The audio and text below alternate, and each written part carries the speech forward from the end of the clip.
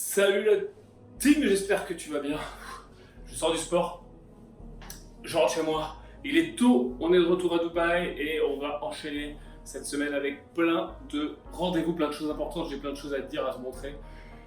Ah bah écoute, ça fait du bien le petit sport du matin. Je suis en train de me remettre un petit peu mieux, à me lever tôt, à prendre les bonnes habitudes de l'entrepreneur qui vont bien. Dis-moi quelles sont les tiennes. Moi, c'est me lever tôt, aller au sport et puis si possible, allier l'alimentation avec tout ça. Allez, on va changer et c'est parti.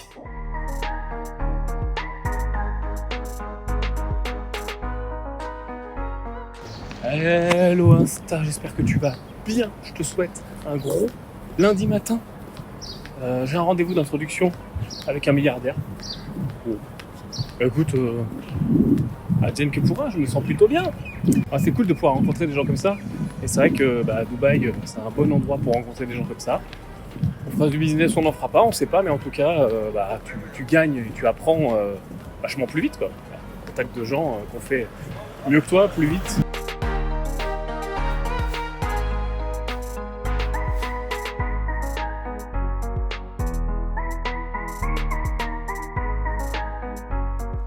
Bon, ok la team, mon rendez-vous s'est plutôt bien passé. Avant de t'en parler, parce que ça m'a donné des idées que je voulais partager avec toi, on va se poser un petit peu ici et je vais te raconter le pourquoi du comment, l'évolution de cette chaîne, etc. En tout cas de la partie vlog sur cette chaîne, parce que tu as vu que j'avais également repris les vidéos plus classiques, donc les vidéos de conseils immobiliers. Donc ça, écoute, attends, il y a plein de soleil là, c'est le coucher de soleil. C'est joli, mais en même temps, c'est un peu gênant pour toi. Donc je disais, ouais, en plus des conseils immobiliers qui reprennent, qui continuent, en plus des émissions des rencontres rentables, il y a ce vlog-là. Ce vlog-là, pourquoi je veux le faire? Pour t'apporter plus à la façon de ce que je fais sur le podcast Business en bagnole, que tu écoutes peut-être. Si tu ne l'écoutes pas, tu peux cliquer en dessous, tu trouveras les liens de Business en bagnole, où je parle de tout ce que je fais finalement dans la vie, de tout ce que je fais à côté. Tu ne me connais peut-être pas pour le reste de ces activités-là. Et j'ai envie de te parler d'entrepreneuriat, j'ai envie de te parler de façon de faire, de façon d'entreprendre, de façon de booster son quotidien, de booster ses revenus, de booster ses finances. C'est aussi des sujets qui me passionnent. J'ai envie de te parler de trading, etc. etc. Alors, je t'avais dit que je te raconterais pourquoi je suis à Dubaï et pourquoi je suis en pleine installation. Tu vois, on est chez moi, tu vois, il n'y a pas encore de tableau, il manque encore des meubles. Je suis en cours d'installation ici. Pour quelques temps, je ne sais pas combien de temps, je pense au moins 1 ou 2 ans, puisque donc on lance une de nos activités ici, une activité qui se lance à l'international. On cherchait un hub international pour lancer cette activité. On lance en ce moment aux États-Unis, on lance en Angleterre et dans certains pays d'Europe. Et donc on voulait un hub international. Dubaï est un super hub pour lancer ce genre de business à l'international. C'est une place financière très forte. Si tu ne connais pas le pays et que tu es dans les clichés de quand on ne connaît pas ce genre de pays du Golfe, on se dit voilà, ouais, c'est le pétrole, c'est machin, la condition de la femme, etc. etc. C'est pas du tout comme ça que ça se passe ici, c'est pas du tout comme ça que ça se passe sur place. Vraiment, je te motive, si tu ne connais pas ce pays, à venir et à venir te rendre compte de comment ça se passe à Dubaï. Pour le business, c'est un truc de fou. Donc on s'est installé ici, on a installé une de nos sociétés ici, le reste du groupe se situe en France. Ça nous permet d'avoir un hub international pour se lancer. À côté de ça, on a aussi des activités ici. Il y a une entreprise dans laquelle on est actionnaire de longue date qui fait de l'immobilier. Donc je t'emmènerai, alors là on ne parle plus de petit immobilier, hein, c'est des gros projets, des projets de construction. Donc je t'emmènerai, là on a un chantier qui démarre très bientôt. Quelque chose d'assez important, tu verras. Donc je t'emmènerai jeter un œil sur ce chantier quand ça sera un peu plus avancé. Là on est au stade des fondations, donc dès que j'ai un petit peu des trucs intéressants à te montrer, que les premiers étages sont montés, je t'emmènerai. Ça va ressembler à un truc comme ça, tu verras. C'est un gros projet super intéressant, c'est bien d'avoir un pied là-dedans aussi. Donc deuxième raison pour laquelle on est là. Et puis bien sûr tout le climat ici est génial, la fiscalité c'est bien sûr aussi une des raisons. C'est la cerise sur le gâteau, hein. C'est clair que le climat fiscal est super intéressant. Donc voilà, en gros, pourquoi tu vas me voir en ce moment beaucoup ici sur les vidéos YouTube, beaucoup ici sur les Instagram aussi. Si tu me suis sur Instagram, tu vas me voir pas mal ici. Mais je fais quand même beaucoup de choses encore en France, des allers-retours. On a aussi des bureaux dans le sud de la France, du côté de Nice. On est en train de monter un bureau aussi ici. Enfin bref, ça bouge vraiment beaucoup, donc je voulais te partager ça Et je voulais aller un petit peu plus profond, un petit peu plus deep avec toi dans la partie entrepreneuriat. Donc je vais faire une parenthèse ici là sur cette vidéo que je ne referai pas sur toutes les vidéos, etc. Voilà, je voulais t'en parler et je voudrais dire aussi à tous les gens à qui ça va pas, à tous les gens qui disent c'était mieux avant, moi il n'y a que l'IMO qui m'intéresse, pas de problème. Les vidéos sont classées maintenant dans des playlists, donc si tu veux, tu t'intéresses que à l'immobilier et le reste t'en as rien à taper, eh bien, regarde que les vidéos immobilières. Voilà, viens pas parasiter les gens que ça intéresse parce que je sais qu'il y a une grosse audience qui écoute le podcast et donc je sais que ce que je vais partager ici, ça va plaire à un certain nombre de gens.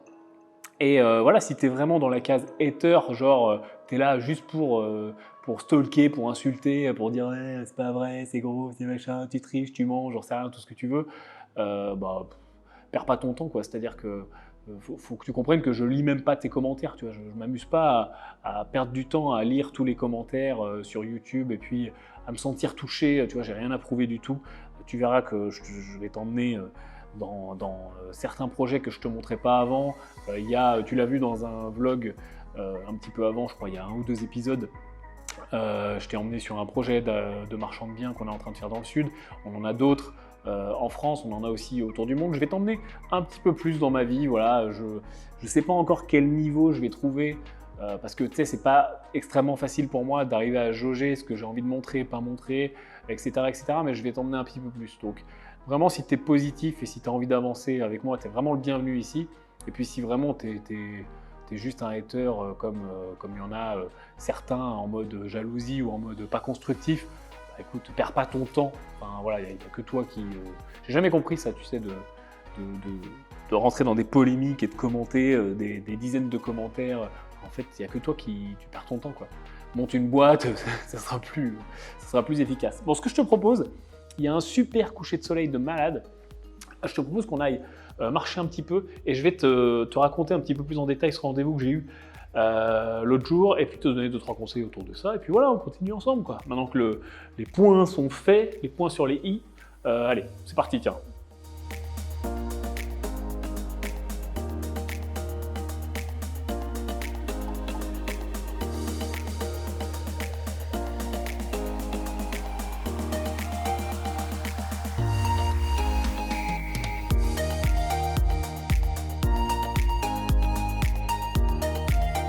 Bon, regarde, on va se mettre là, on va être bien là. Attends, je te montre un peu les environs là.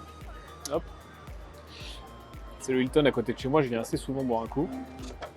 J'habite juste là. Donc, à se mettre bien. Bon, maintenant, on peut travailler. Donc, ce que je voulais te raconter. Je me suis rendu compte que je faisais pas mal d'erreurs que je fais plus maintenant, donc c'est cool et j'espère que tu pourras en tirer parti. Attends, j'essaie de te poser à peu près comme ça. Je vais te poser là entre les cacahuètes et la bougie, tu vois. Des erreurs que je faisais avant quand j'abordais des gens et quand je voulais leur proposer du business. Et c'est une erreur que je revois aussi chez pas mal de gens qui me suivent. Parce que, je ne sais pas si tu le sais, enfin, si tu me suis, je reçois beaucoup de messages privés, etc. Et il y a beaucoup de gens qui me pitchent des projets dans lesquels ils veulent que j'investisse ou dans lesquels ils veulent que je prenne part ou que je les conseille, etc. Et donc, quand tu dois pitcher un projet à quelqu'un, tu as vite fait d'être dans le mauvais sens qui fait qu'en fait la personne que tu pitches, elle va soit s'en foutre ou soit trouver que ton idée elle est trop au début, etc. Tu vois. Donc ces erreurs je les faisais là aussi,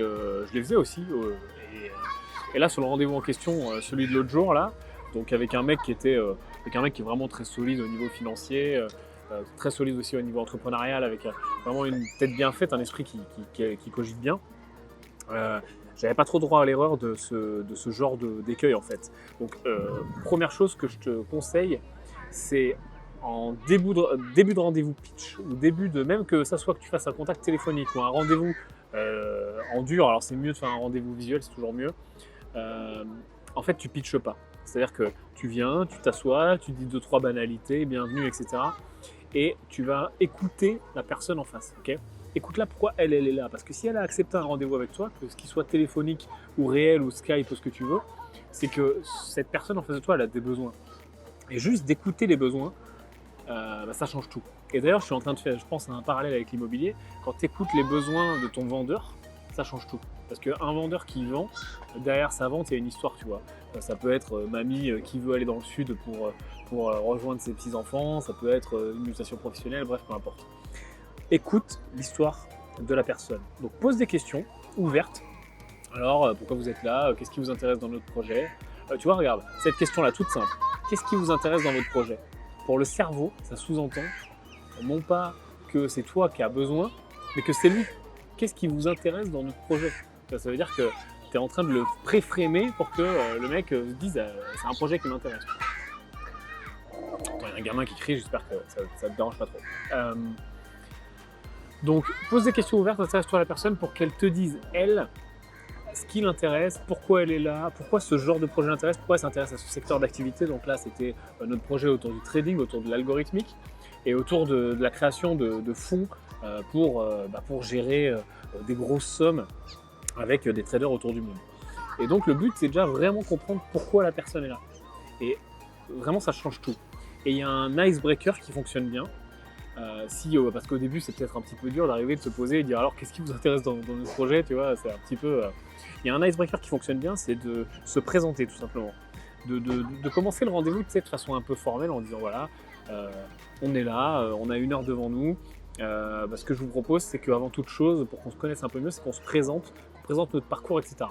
Et là, soit tu laisses la personne commencer si elle est motivée, soit tu commences toi-même et tu présentes ton parcours en mode storytelling, toi, c'est-à-dire que tu expliques d'où tu es parti, et puis ce qui a fait que maintenant tu en es où t'es, tu vois, donc les choses qui se sont bien passées, là où tu as été malin, tu vois, tu mets en avant un petit peu ce qui fait que la personne peut avoir envie de travailler avec toi, tu vois. Moi, souvent, dans ce genre de rendez-vous, je mets en avant mon profil autodidacte et le fait que j'ai finalement réussi à faire plein de choses par moi-même sans avoir fait d'études, etc. Et je raconte par quel stade je suis passé. Une fois que tu t'es un peu dévoilé, comme ça, que tu t'es un peu ouvert, tu vois, c'est pas juste, je parle pas de d'étaler ton CV, de dire voilà, j'ai eu mon diplôme en 92 et puis après j'ai monté cette boîte et voilà, tu vois. C'est vraiment de rentrer un petit peu, créer une connexion avec la personne. Tu vas voir qu'elle va faire pareil et tu vas pouvoir choper des infos et rebondir.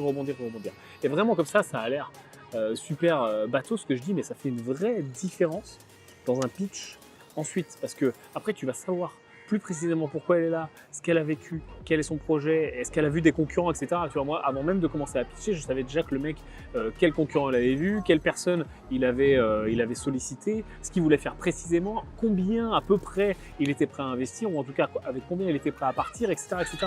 Alors que si je m'étais arrivé, j'avais dit ok, j'ai un super projet, je te le pitch, j'aurais jamais eu toutes ces informations-là.